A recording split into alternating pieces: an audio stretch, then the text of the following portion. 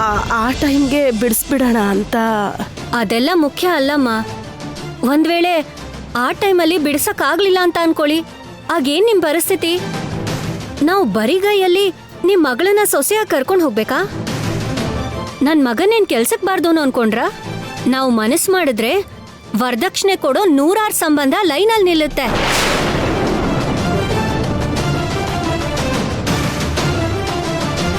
Correct. ನಿಮ್ಮ ಹುಡುಗ ಓದ್ಕೊಂಡಿದ್ದಾನೆ. ನಾವು ತೊಂದ್ರಲ್ಲಿದ್ದಾಗ 2 ನಿಮಿಷದಲ್ಲಿ ಅದನ್ನೆಲ್ಲ ಬಗೆಹರಿಸ್ಬಿಟ್ಟ. ನಿಮ್ ಮಗ ತುಂಬಾ ಬುದ್ಧಿವಂತ. ಮನಸ್ಸು ಮಾಡಿದ್ರೆ ಇದಕ್ಕಿಂತ ಒಳ್ಳೆ ಸಂಬಂಧ ನೋಡ್ಬೋದು. ಆದ್ರೆ ಇವ್ರ ಜೊತೆ ನೀವು ಸಂಬಂಧ ಬೆಳೆಸ್ಬೇಕು ಅನ್ನೋದು ನಿಮ್ಮ ಒಳ್ಳೆತನ. ಆದ್ರೆ ಏನ್ ಮಾಡೋದು, ಇವರು ಹಿಂಗ್ ಮಾಡಿದಾರ. ನೀವು ಮಾಡಿರೋ ತಪ್ಪಲ್ವಾ ನಾಗರಾಜ್ ಅವ್ರೆ? ಅದು ಹಾಗಲ್ಲ. ನಾವು ಒಡವೆನ ಗಿರ್ವಿ ಇಟ್ಟಿರೋದೇನೋ ನಿಜಾನೇ, ಆದ್ರೆ ಮದ್ವೆ ಅಷ್ಟರಲ್ಲಿ ಬಿಡಿಸ್ಕೊಳ್ತೀವಿ. ನಾವು ಏನೋ ಒಂದು ಮಾಡಿ ಏರ್ಪಾಡು ಮಾಡ್ತೀವಿ. ಇಲ್ಲ ರೀ, ಇದ್ಯಾಕೋ ನಮಗ್ ಸರಿ ಅನ್ಸ್ತಿಲ್ಲ.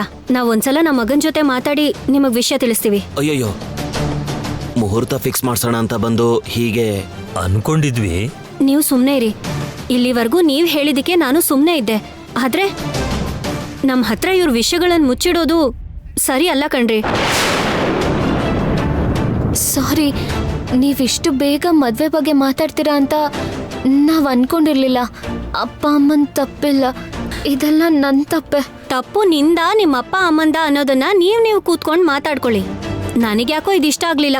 ನನಗ್ ತುಂಬಾ ಬೇಜಾರಾಗಿದೆ. ಪುರೋಹಿತ್ರೆ, ಮುಹೂರ್ತ ಎಲ್ಲ ಏನ್ ಬೇಕಾಗಿಲ್ಲ, ಆಮೇಲೆ ನೋಡ್ಕೊಳ್ಳೋಣ. ಹಾಗಲ್ಲ ಉಮ್ಮ. ನೀವು ಸುಮ್ನೆ ಇರ್ರಿ, ಏನು ಮಾತಾಡ್ಬೇಡಿ. ನಾವಿನ್ ಹೋಗ್ ಬರ್ತೀವಿ. ಪುರೋಹಿತ್ರೆ ಬನ್ನಿ. ಏನ್ ಸಂಬಂಧನೋ ಏನೋ, ತುಂಬಾ ಚೆನ್ನಾಗಿರೋ ಸಂಬಂಧ ಸಿಕ್ಕಿದೆ. ಕದ್ದು ಮುಚ್ಚೇನಾರ ಮಾಡ್ಬೇಕನ್ಕೊಂಡ್ರ ಅದ್ ಹಿಂಗ ಆಗ್ತೈತಿ. ಈಗ್ಲೂ ಏನ್ ಕಾಲ ಮಿಂಚಿಲ್ಲ. ಅವ್ರನ್ನ ಕರೆದು ಮಾತಾಡ್ರಿ. ಬೇಕಂದ್ರ ನಿಮ್ ಮಗಳು ಅಡ ಇಟ್ಟಿರೋ ಒಡವಿನ ಬಿಡಿಸ್ಬೇಕಂದ್ರ ನಾ ರೊಕ್ಕ ಕೊಡ್ತೀನಿ. ಬೇಡ ಬಿಡಿ, ಆ ದುಡ್ಡನ್ನ ವ್ಯವಹಾರದಲ್ಲಿ ಹಾಕೊಂಡಿದಾರಲ್ಲ, ನಾವು ನೋಡ್ಕೊಂಡು ಬಿಡಿಸ್ಕೊಳ್ತೀವಿ. ಏನೋ ಒಂದು ಮಾಡ್ರಿ. ಇಲ್ಲ ಅಂದ್ರ ನಿಮ್ ಮಗಳ ಮದ್ವೆ ನಿಂತೋಗ್ತದ. ನೋಡ್ಕೊರಿ ಮತ್ತ. ಏ ಅಣ್ಣ, ನೀ ಬಾ.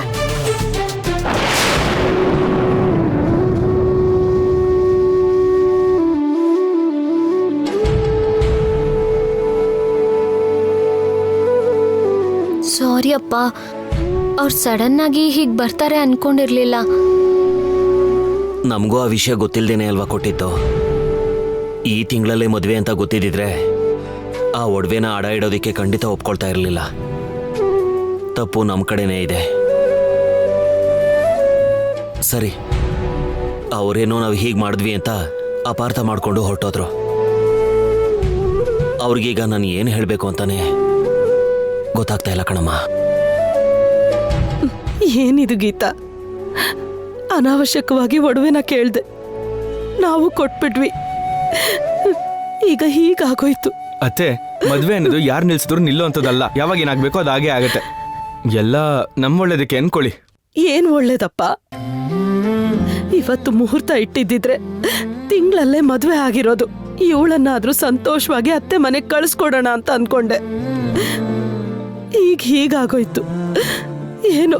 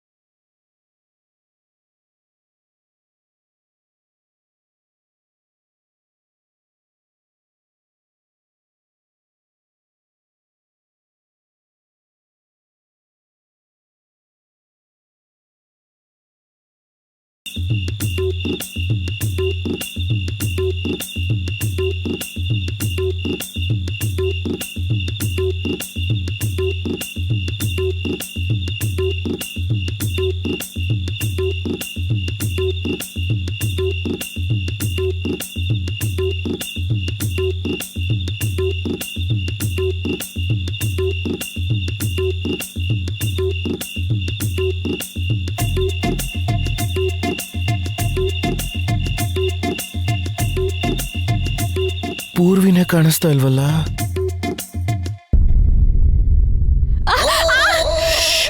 ಹೇ ಹೇ ಕಿರ್ಚಬೇಡ, ನಾನೇ ಶ್ಶ್. ಅಯ್ಯೋ ಯಾಕೆ ಬಂದ ಇಲ್ಲಿಗೆ? ಏನು? ಬಾ ಇಲ್ಲಿ. ಹ್ಮ್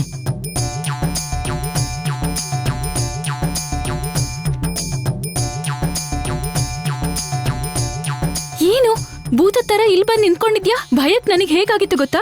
ಏನೋ ಭೂತ ತರ ಕಾಣಿಸ್ತೀನ ನಾನು? ಮತ್ತೆ ಕತ್ಲಲ್ಲಿ ಹೀಗ್ ಬಂದ್ ನಿಂತ್ರೆ ಇನ್ನೇನ್ ಅನ್ಸತ್ತೆ? ಸರಿ ಬಿಡು, ಈ ಜನ್ಮಕ್ಕಿಷ್ಟೇ ನಿನಗೆ ಈ ಮುಸುಡಿನೇ ಗಟ್ಟಿ. ಏನ್ ಮಾಡೋದು? ನನ್ ಹಣೆ ಬರಹನೇ ಹೇಗಿದೆ, ಏನು ಮಾಡಕ್ಕಾಗಲ್ಲ. ನೀನ್ ಮನ್ಸ್ ಮಾಡಿದ್ರೆ ನಿನ್ ಹಣೆ ಬರಹನ ಬದಲಾಯಿಸ್ಕೋಬೋದಿತ್ತು ಪೂರ್ವಿ. ಆ ಅರವಿಂದು ನೋಡೋದಕ್ಕೆ ನನಗಿಂತ ಚೆನ್ನಾಗಿದ್ದಾನೆ, ಚೆನ್ನಾಗಿ ಓದಿದಾನೆ ಬೇರೆ, ಒಳ್ಳೆ ಕೆಲಸ ಬೇರೆ ಮಾಡ್ತಿದ್ದಾನೆ. ಅವನನ್ನ ಮದುವೆ ಮಾಡ್ಕೊಂಡ್ರೆ ಫಾರಿನ್ನು, ಕಾರು, ಇರೋದಕ್ಕೆ ದೊಡ್ಡ ಮನೆ. ಆದ್ರೆ ಇಲ್ಲಿ ನಮ್ಮ ಮನೆಯಲ್ಲಿ ಅಮ್ಮನ ಹತ್ರ ಕೋಟಿ ಕೋಟಿ ದುಡ್ಡಿದ್ರು ನಾವಿನ್ನೂ ಬಡವ್ರೆ. ನಮ್ಮ ಕೈಯಲ್ಲಿ ದುಡ್ಡು ಇಲ್ಲ, ಸಂಪತ್ತು ಇಲ್ಲ. ಆದ್ರೆ ನೀನ್ ನನಗೋಸ್ಕರ ಎಲ್ಲ ಅಡ್ಜಸ್ಟ್ ಮಾಡ್ಕೋತಿದ್ಯಾ. ಇದ್ಯಾವುದನ್ನು ಅರ್ಥ ಮಾಡ್ಕೊಳ್ದೆ ಮುಂಚೆ ನಿನಗೆ ಫ್ರಸ್ಟ್ರೇಷನ್ ಅಲ್ಲಿ ಏನೇನೋ ಹೇಳ್ಬಿಟ್ಟಿದ್ದೀನಿ. ಸಾರಿ ಪೂರ್ವಿ. ಅಯ್ಯೋ ಈಗ ಅದೆಲ್ಲ ಯಾಕೆ? ನೀನ್ ಆಗ ಹೋಗಿರೋದ್ರ ಬಗ್ಗೆ ಟೆನ್ಷನ್ ಮಾಡ್ಕೊಂಡಿದ್ರೆ ನನಗ್ ತುಂಬಾ ಬೇಜಾರಾಗುತ್ತೆ. ನೀನ್ ಯಾವಾಗ್ಲೂ ಪಾಸಿಟಿವ್ ಆಗಿರು, ಎಲ್ಲ ಒಳ್ಳೇದಾಗತ್ತೆ. ಹೌದು, ಇವತ್ತು ನನ್ಗದು ಎಷ್ಟು ಬೇಗ ಅರ್ಥ ಆಯ್ತು ಗೊತ್ತಾ? ಆ ಅರವಿಂದ್ ಅವ್ರ ಅಪ್ಪ ಅಮ್ಮ ಮುಹೂರ್ತ ಫಿಕ್ಸ್ ಮಾಡೋಕ್ ಬರ್ತಿದ್ದಾರೆ ಅಂತ ಹೇಳಿದಾಗ ನನ್ನ ಹೃದಯನ ಯಾರೋ ಹಿಂಡ್ದ ಹಾಗೆ ಆಗ್ತಿತ್ತು. ಆ ನೋವಲ್ಲಿ, ಭಯದಲ್ಲಿ ನಾನೇನಾದ್ರೂ ಗಲಾಟೆ ಮಾಡಿದಿದ್ರೆ ಪರಿಸ್ಥಿತಿ ಹೇಗಿರ್ತಿತ್ತೋ ಏನೋ. ಆದ್ರೆ ನನಗೆ ಗೊತ್ತಿಲ್ಲದೆ ಸಮಾಧಾನವಾಗಿ ಇದ್ದಿದ್ರಿಂದನೋ ಏನೋ ಇಡ್ಬೇಕಾಗಿರೋ ಮುಹೂರ್ತ ಇಡದೆ ಸದ್ಯಕ್ಕೆ ಮುಂದೋಡಿದ್ದಾರೆ. ಇಲ್ಲ ಅಂದಿದ್ರೆ ಇಷ್ಟೊತ್ತಿಗೆ ನಾನು ಏನಾಗ್ಬಿಡ್ತಿದ್ದೋ ಏನೋ. ನಿನ್ನೆ ನಾನ್ ಬಿಡ್ತೀನಾ? ಬಿಡೋದಿಲ್ಲ. ತುಂಬಾ ಥ್ಯಾಂಕ್ಸ್ ಪೂರ್ವಿ, ನಿನ್ನಿಂದ ನೆಮ್ಮದಿಯಾಗಿ ಸಂತೋಷವಾಗಿದ್ದೀನಿ. ಹಾ ಇರು, ನಿನ್ಗೋಸ್ಕರ ಏನು ಅಂತ ತಂದಿದ್ದೀನಿ. ಏನದು? ಚಾಕ್ಲೇಟ್. ಚಾಕ್ಲೇಟಾ? ತಗೋ.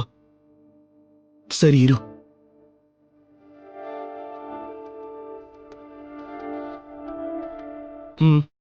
ತಿನ್ನು.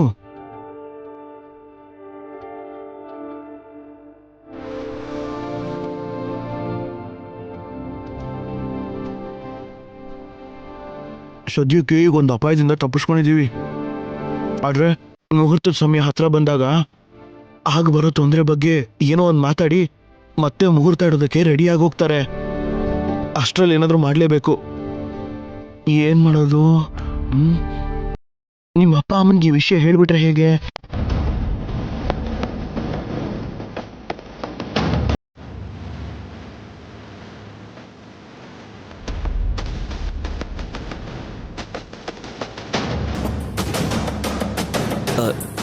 ನಾರಾಯಣ ಅವರೇ, ನಡೆದಿದ್ದಕ್ಕೆ ನಿಮ್ಮಲ್ಲಿ ಕ್ಷಮೆ ಕೇಳ್ತೀನಿ.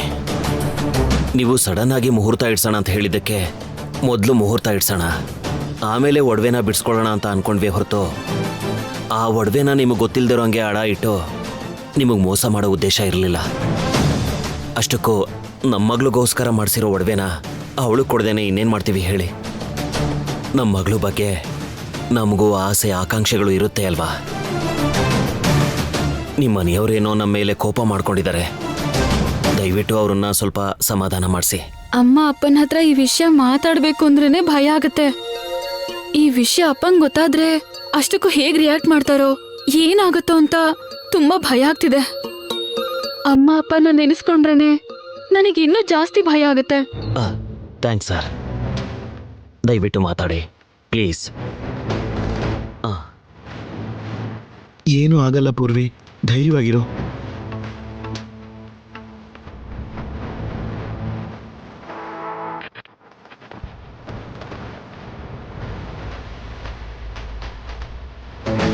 ಯಾರದು?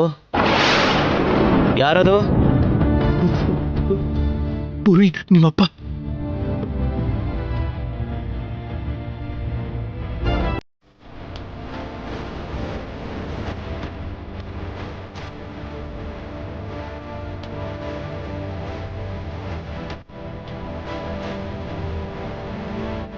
ಪೂರ್ವಿ, ಪಲ್ಲವಿ,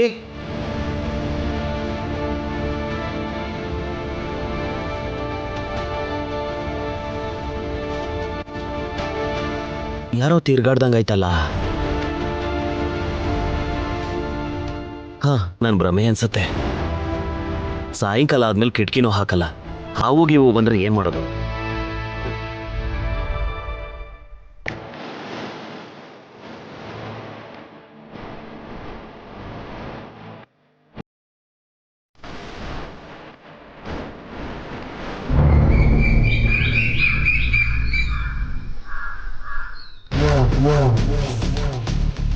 ಅಣ್ಣ, ಆ ಆಕ್ಸಿಡೆಂಟ್ ನ ಕರೆದ ವಿಷಯ ಹೇಳು.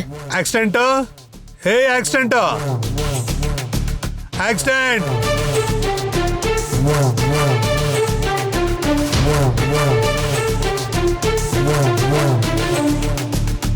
ಆಕ್ಸಿಡೆಂಟು. ಏ ಮಾವ, ಯಾಕಂಗ್ ಕರಿತಾ ಇದ್ಯಾ? ಸರಿಯಾಗಿ ಕರಿಯಕ್ಕಾಗಲ್ವಾ? ನಾನು ಸರಿಯಾಗಿ ಕರೆದ್ನಲ್ಲ ಆಕ್ಸಿಡೆಂಟು ಆಕ್ಸಿಡೆಂಟು ಅಂತ. ಅದ್ರಲ್ಲಿ ತಪ್ಪೇನಿದೆ? ಅಮ್ಮ ತಾಯಿ, ಕರೆದ್ರೆ ಕೇಳ್ಸಲ್ವಾ? ಆಕ್ಸಿಡೆಂಟು. ಪಲ್ಲವಿ, ನೀನ್ ಸುಮ್ಮನೆ ಇರು. ಗೊತ್ತಿರೋದೇ ಅಲ್ವಾ, ಅವ್ರು ಇರೋದೇ ಹೀಗೆ. ಅವ್ರು ಬದಲಾಗಲ್ಲ. ನಾವು ಅನಾವಶ್ಯಕವಾಗಿ ಬದಲಾಗದೇ ಇರೋ ಜನಗಳ ಜೊತೆ ಮಾತಾಡಿ ಪ್ರಯೋಜನ ಇಲ್ಲ. ನೀನ್ ಸುಮ್ಮನಿರು. ಈಗ ಯಾಕೆ ಕರಿತಾ ಇದ್ದಾರೆ ಅಂತ ತಿಳ್ಕೊಂಡು ಏನಾದರೂ ಇದ್ರೆ ಆಮೇಲೆ ಮಾತಾಡೋಣ. ಸದ್ಯಕ್ಕೀಗ ಸುಮ್ಮನೆ ಇರು. ಅವಳನ್ನ ಹಿಡ್ಕೊಂಡು ಬೇಕು ಅಂತಾನೆ ಬಾಯಿಗೆ ಬಂದಾಗ ಕರೆದ್ರೆ ನೋಡ್ಕೊಂಡು ಸುಮ್ಮನೆ ಇರೋದು ಹೇಗೆ ರೀ? ನೋಡು, ಒಂದು ಹುಡುಗಿ ಇಷ್ಟ ಇಲ್ದೇನೆ ತನ್ನ ಮನೆಗೆ ಸೊಸೆ ಆದ್ಲು ಅಂದ್ರೆ ಇದೆಲ್ಲ ಹೀಗೆ ನಡೆಯೋದು. ನೀನ್ ಸ್ವಲ್ಪ ಸಮಾಧಾನ ಮಾಡ್ಕೊ. ಅವತ್ತಿಂದು ನೋಡ್ತಾನೆ ಇದೀವಿ ಅಲ್ವಾ, ಇನ್ನೂ ಅರ್ಥ ಮಾಡ್ಕೊಳ್ಳಿಲ್ಲ ಅಂದ್ರೆ ಹೇಗೆ? ಅಷ್ಟಕ್ಕೂ ಇವಾಗ ಗೀತಾ ಏನಕ್ಕೆ ಮಾವ? ಏನಕ್ಕೆ ಕರಿತಾ ಇದ್ದೀರಾ? ಆ ಆಕ್ಸಿಡೆಂಟ್ ಬರ್ಲಿ ಇರು ಮಗನ, ಆಮೇಲೆ ಹೇಳ್ತೀನಿ. ಆಕ್ಸಿಡೆಂಟು. ಹೇ ಆಕ್ಸಿಡೆಂಟು. ಏನ್ ದೊಡ್ಡಪ್ಪ ಅವ್ರೆ, ಆಕ್ಸಿಡೆಂಟ್ ಆಕ್ಸಿಡೆಂಟ್ ಅಂತ ತುಂಬಾ ಕನ್ವರಿಸ್ತಿದ್ದೀರಾ? ಆಕ್ಸಿಡೆಂಟ್ ಏನಾದ್ರೂ ಆಯ್ತಾ ನಿಮಗೆ? ಅಪ್ಪ, ಈ ವ್ಯಂಗ್ಯನೆಲ್ಲ ಬಿಟ್ಬಿಡು. ಅದೆಲ್ಲ ಇರ್ಲಿ. ನೀನು ನಿಮ್ ಮನೆಯವರು ಈ ಮನೇಲಿ ಇರೋದಕ್ಕೆ, ಸೋಫಾ ಕುರ್ಚಿನೆಲ್ಲ ಯೂಸ್ ಮಾಡ್ತಿರೋದಕ್ಕೆ, ವಾಟರ್ ಯೂಸ್ಗೆ, ಕರೆಂಟ್ ಯೂಸ್ಗೆ ಅಂತ ದುಡ್ಡು ಕೊಡ್ತಾ ಇದ್ದೀರಾ ಸರಿ. ಆದ್ರೆ ಹೊಸದಾಗಿ ವ್ಯಾಪಾರ ಶುರು ಮಾಡಿದೀರಾ, ಅದು ನಮ್ಮನೇಲೆ. ಅದಕ್ಕೆ ಬಾಡಿಗೆ ಎಲ್ಲಿ? ಅವ್ರ ವ್ಯಾಪಾರ ಅವ್ರೇನೋ ಮಾಡ್ಕೋತಾರೆ, ಮಧ್ಯದಲ್ಲಿ ನಿನ್ಗೇನ್ ಕಷ್ಟ? ನೀ ಸುಮ್ಮನೆ ಸೆಂಟರ್ದಾಗ ಬಂದು ತಾಲಿ ಹಾಕಕ್ ಹೋಗ್ಬೇಡ. ತಲೆ ತೋರ್ಸ ಇನ್ನೇನ್ ಮಾಡ್ಲಿ? ಫ್ಯಾಮಿಲಿ ಕೋರ್ಟ್ ಅಸೆಂಬಲ್ ಮಾಡಿದಾರ, ಮಾತಾಡ್ತಾ ಸುಮ್ನೆ ಇರಕ್ಕಾಗತ್ತಾ? ನೀ ಏನು ಮಾತಾಡ್ಬೇಡ ಖರೆ. ಆ ಜನ ಬೆಂಚ್ನಾಗ ಕುಂತು ನೋಡ್ತಿರ್ತಾರಲ್ಲ, ಹಂಗ ಕುಂತು ನೋಡ್. ಕೋರ್ಟ್ ಸೀನ್ ನಂಗ. ಓಹೋ, ನನ್ನನ್ನ ಜನಗಳು ಕೂರೋ ಬೆಂಚಲ್ಲಿ ಕೂರಿಸ್ತೀರಾ? ಸರಿ, ಕೂರ್ತೀನಿ ಬಿಡು. ನಿನ್ನ ಮಾತೇನಿದೆ ಶುರು ಮಾಡಮ್ಮ. ಸರಿ ಹೇಳಿ. ನಾವ್ ಬಿಸ್ನೆಸ್ ಮಾಡ್ತಿದೀವಿ, ಅದಕ್ಕೇನಿವಾಗ? ಅದಕ್ಕೂ ರೊಕ್ಕ ಕಟ್ಟಬೇಕ.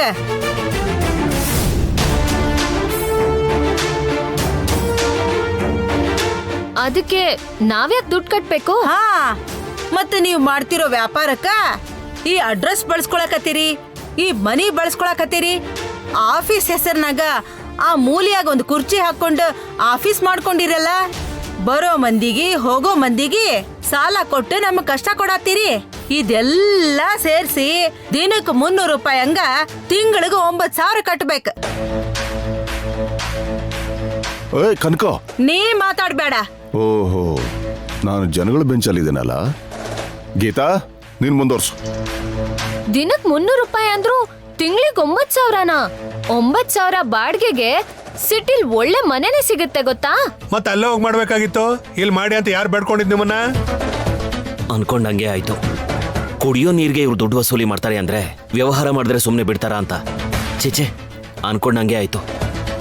ಇವ್ರಿಬ್ರು ಪ್ಲಾನ್ ಎಲ್ಲ ನನಗೆ ಚೆನ್ನಾಗಿ ಗೊತ್ತು. ಇವ್ರು ಸಂಪಾದಿಸಿದ ದುಡ್ಡು ಯಾವುದು ಇವ್ರ ಕೈ ಹತ್ಬಾರ್ದು. ಎಲ್ಲಾನು ಹೇಗಾದ್ರೂ ದೋಚ್ಕೋಬೇಕು ಅಂತ ಕಂಕಣ ಕಟ್ಕೊಂಡು ನಿಂತಿದ್ದಾರೆ. ನೋಡ್ಕೋತೀನಿ ಇವ್ರು ಎಷ್ಟು ದಿನ ತಡೀತಾರೆ ಅಂತ ನಾನು ನೋಡ್ತೀನಿ. ಯಾವತ್ತೋ ಒಂದಿನ ನನ್ ತಾಳ್ಮೆ ಕಟ್ಟೆ ಒಡಿಬೇಕು, ಅವಾಗ ನೋಡ್ಕೋತೀನಿ. ನೀನ್ ಸುಮ್ನಿರೆ. ಸಿಟ್ಟು ಸೇಡು ಅಂತ ಪ್ರತಿ ಸಲಿ ನಾವು ಬಟ್ಟೆ ಅವ್ರ ಮುಳ್ಳು, ಬಟ್ಟೆ ಮುಳ್ಳಿನ ಮೇಲ್ ಬಿದ್ರು ಇಲ್ಲ ಮುಳ್ಳು ಬಟ್ಟೆಗೆ ಸಿಕ್ಕಾಕೊಂಡ್ರು ಬಟ್ಟೆಗೆ ನಷ್ಟ.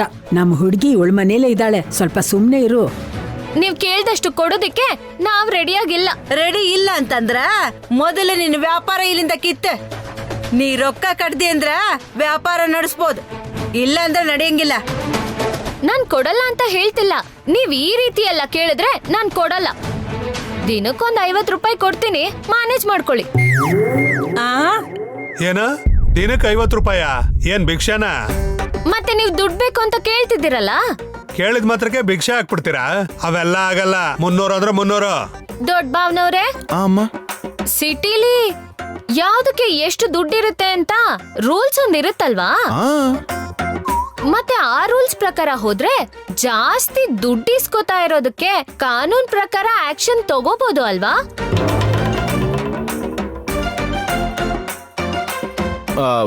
ಅಂದ್ರೆ ಅದು ತಗೊಳ್ಬಹುದು, ತೀರಾ ನಮ್ಮಲ್ಲೇ ಅಂದ್ರೆ ನಮ್ಮಲ್ಲಿ ನಾವು ಅಂತ ನಾನ್ ಅನ್ಕೋತಿದ್ದೀನಿ.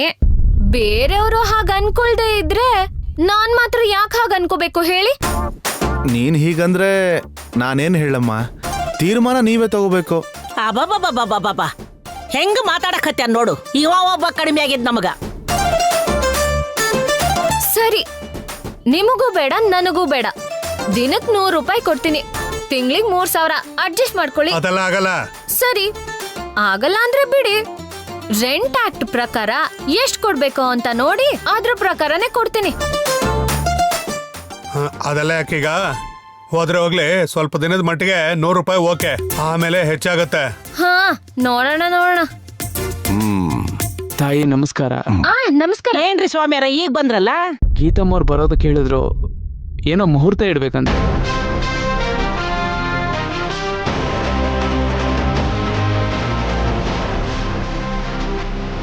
ಬನ್ನಿ ಪುರೋಹಿತ್ರೆ, ಕೂತ್ಕೊಳ್ಳಿ.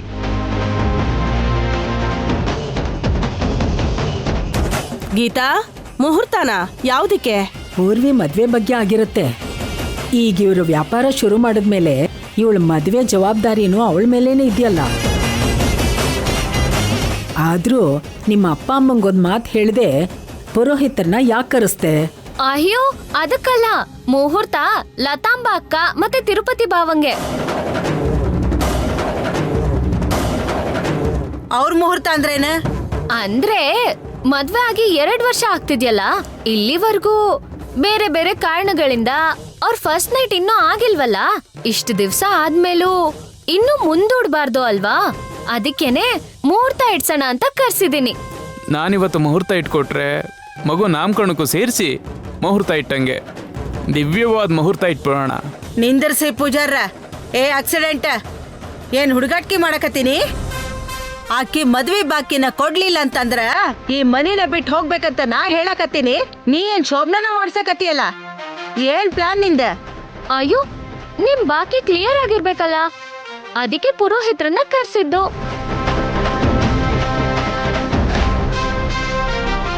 ಬಾಕಿ ಕ್ಲಿಯರ್ ಆಗ್ಬಿಡತ್ತಾ? ದುಡ್ಡು ಕೊಡದೆ ಹೇಗ್ ಬಾಕಿ ಕ್ಲಿಯರ್ ಆಗುತ್ತೆ? ಅಕ್ಕ, ಏನಿದು? ನೀನ್ ಇನ್ನೂ ತಗೊಂಬಂದ್ ಕೊಟ್ಟಿಲ್ವಾ? ಅಂದ್ರೆ ಅದು ಹೋಗು ತಗೊಂಡ್ ಬಾ, ಹೋಗು.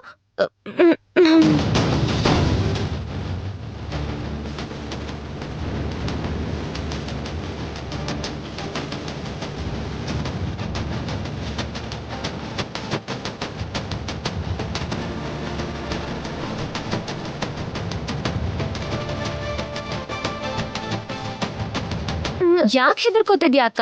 ಈಗ ನೀನು ದುಡ್ಡು ಕೊಡ್ತಿದ್ಯಾ, ಮನ್ಸಿಗೆ ಧೈರ್ಯ ತಗೊಂಡು ಆರಾಮಾಗಿ ಹೋಗಿ ಕೊಡ್ಬೋದು. ಹೋಗು.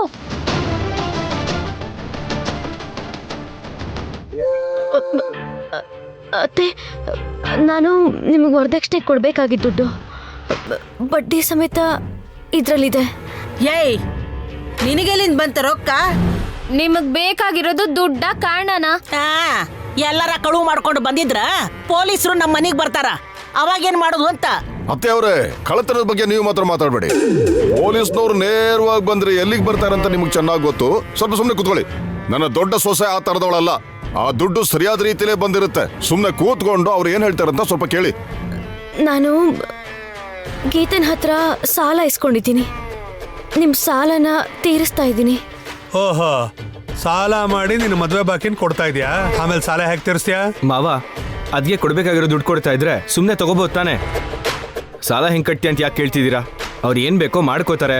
ಅವ್ರಿಗೆ ಇಲ್ದೇ ಇರೋಂಥ ಟೆನ್ಷನ್ನು ನಿಮಗೆ ಯಾಕೆ ಹೇಳಿ? ಏನಪ್ಪ ಢೋಲಕ್ ಚಂದ ಬಾರ್ಸಕತಿ? ಅಮ್ಮ, ಅದು ದುಡ್ಡು ಬರುವಾಗ ಬೇಡ ಅನ್ಬಾರ್ದಲ್ವಾ ಅಮ್ಮ. ಲಕ್ಷ್ಮೀ ದೇವಿ ಕಣ್ಣು ಗೊತ್ಕೊಂಡು ತಗೋ ಅಂತ ಹೇಳ್ತಾ ಇದ್ದೀನಿ. ಅತ್ತೆ, ದುಡ್ಡು ಕೊಡ್ತಿದಾರ ತಾನೆ, ಮತ್ತೆ ನಿಮ್ ಕೈಯಿಂದ ಮುಹೂರ್ತ ಇಡ್ಸಿ. ಇವಾಗ ಕೋರ್ಟ್ ಸೀನ್ ಆಯ್ತು ಅಂದ್ಮೇಲೆ ನಾನು ಈಗ ಮಾತಾಡ್ಬೋದು. ಕನಕ, ಎಷ್ಟು ದಿವಸ ನಿನ್ನ ದುಡ್ಡು ಜಮಾ ಆಗಿಲ್ಲ, ನಿನ್ನ ಬಾಕಿ ಸೇರಿಲ್ಲ ಅಂತ ಹೇಳಿ ಇವರ ಶೋಭನದ ಮುಹೂರ್ತನ ಮುಂದೂಡ್ತಾನೆ ಬಂದೆ. ಇವಾಗ ನೀನ್ ತಡೆಯಕ್ಕಾಗಲ್ಲ. ಪುರೋಹಿತರು ಬಂದಿದ್ದಾರೆ, ಮುಹೂರ್ತ ಇಡಕ್ ಹೇಳು, ಬೇರೆ ದಾರಿನೇ ಇಲ್ಲ.